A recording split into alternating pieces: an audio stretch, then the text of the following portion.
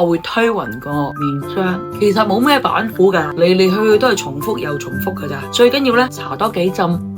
如果你哋出街之前咧，必須記得一定要搽防曬。防曬咧個度數咧睇翻天氣而定啦。今日陰天，你可以用一個 SPF 15或者20。咁你如果燈多嘅咧，就用 SPF 40啦。咁如果你 outdoor 多嘅話，就用 SPF 50。唔好以為你搽咗 SPF 50咧可以頂成日，除非咧你又出下又入去，多數喺室內咧就冇問題。我而家搽完一浸 cream 之後咧，我就要搽一個上妝之前打底嘅。今日我又試新嘢，呢個牌子嘅新嘢，佢有啲板嚟嘅，我好中意咧攞板嚟到試搽呢啲咁樣嘅咧。佢嘅質地都幾滑，但係咧上埋粉咧夜啲先要話俾你知下。多啲用個手掌、手指同手掌嚟到愛嚟推，我覺得無疑咧係好似你去做 facial 咁樣啦，人哋幫你捽一樣。